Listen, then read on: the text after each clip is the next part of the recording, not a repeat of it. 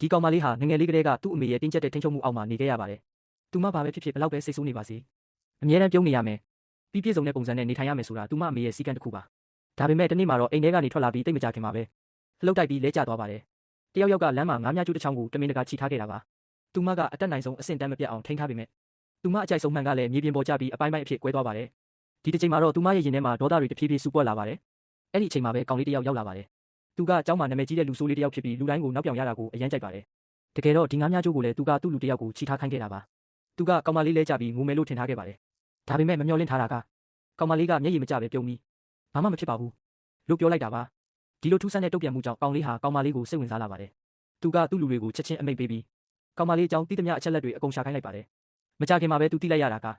ဒီကောင်မလေးဟာအကြောင်းတစ်ကြောင်းလုံးမှာပြီးပြည့်စုံတဲ့နတ်သမီးလေးလို့နာမည်ကြီးနေသူပါ။ဒါနဲ့ကောင်လေးကသူမရဲ့အတူအယောင်ပြီးပြည့်စုံတဲ့ပုံစံကိုဘယ်လိုပဲဖြစ်ဖြစ်ဖြိုချမယ်လို့ဆုံးဖြတ်လိုက်ပါတယ်။နေ့လယ်စာစားချိန်ရောက်တဲ့အခါကောင်လေးကသူ့လူကိုကောင်မလေးရဲ့ကြက်ဥပေါ်မှာငရုတ်သီးအရည်အများကြီးလောင်းခိုင်းလိုက်ပါတယ်။ပြီးတော့နေရန်နောက်မှာပုံပြီးကောင်မလေးရဲ့တုတ်ပြန်မှုကိုစောင့်ကြည့်နေပါတယ်။ဘာမှမသိတဲ့ကောင်မလေးကကြက်ဥကိုပထမဆုံးတစ်ခိုက်လိုက်ပါတယ်။နောက်တစ်စက္ကန့်မှာတော့အရန်ဆက်လုံးလို့ချက်ချင်းတောင့်တင်းသွားပါတယ်။မျက်ရည်တွေတောင်ထွက်လာပေမဲ့သူမရဲ့ perfect image မပြတ်အောင်အပြုံးကိုအတင်းထိန်းထားပြီးအရန်အရသာရှိတယ်လို့ပြောလိုက်ပါတယ်။ဒါကိုမြင်တဲ့ကောင်လေးကသူ့လူကငရုတ်သီးအရည်လုံလောက်အောင်မထည့်ထားဘူးလို့ထင်သွားပါတယ်။ဒါနဲ့လက်ကျန်ကြက်ဥကိုသူကိုယ်တိုင်တစ်ခိုက်စားကြည့်လိုက်ပါတယ်။နောက်တစ်စက္ကန့်မှာတော့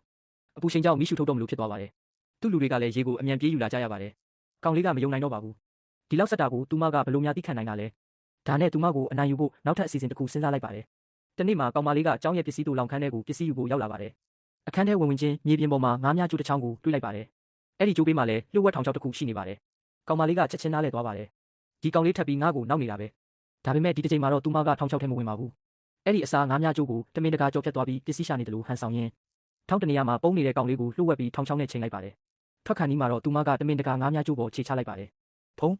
ထောင်ချောက်ကချက်ချင်းအလုတ်လုတ်ပြီးကောင်လေးတစ်ယောက်လုံးကိုဂျုံမုတ်ဖြူဖြူတွေနဲ့ဖုံးလန်းသွားစေပါတယ်။ဒီအဖြစ်ပြက်ပြီးနောက်မှာတော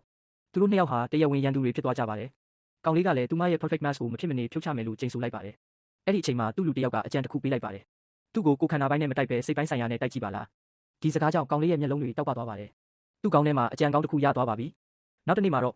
ကောင်လေးကရဟတ်ရင်တစ်စီးတောင်ငှားလိုက်ပါတယ်။ပြီးတော့ကြောင်းတစ်ကြောင်းလုံးရှိမှကောင်မလေးကိုချစ်ကြောင်းထုတ်ဖော်ပြောဖို့ဆုံးဖြတ်လိုက်ပါတယ်။သူ့ရဲ့ရည်ရွယ်ချက်ကရိုးရိုးချစ်ကြောင်းပြောတာမဟုတ်ပါဘူး။အလွန်အကျွံအကြီးအကျယ်လုပ်ပြီးကောင်မလေးရဲ့ perfect image ကိုလူအများရှိမှပြိုလဲသွားအောင်လုပ်ဖို့ပါ။ကျောင်းသားတွေတယောက်နဲ့တယောက်တီးတိုးပြောဆိုနေကြတာကိုကြားလိုက်ရတဲ့ကောင်မလေးဟာအဆက်လွန်ပြီးမြေကြီးထဲတောင်ဝင်ပြောက်ချင်လာပါတယ်။အဲ့ဒီအချိန်မှာကောင်လေးကအတန်ချက်ဆက်ကိုကင်ပြီး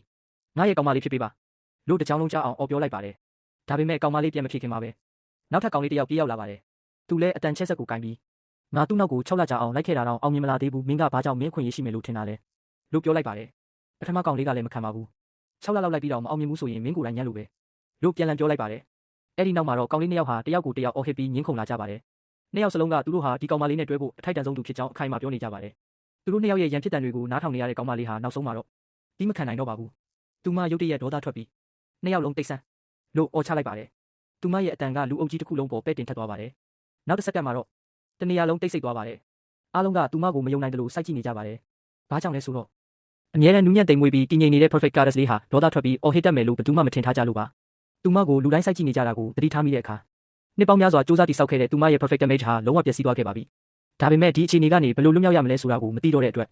ကောင်မလေးဟာနောက်ဆုံးမှာတခုတည်းသောနီလန်းကိုရွေးလိုက်ပါတယ်။ဟန်ဆောင်ပြီးသတိလစ်ချင်အောင်ဆောင်လိုက်တာပါ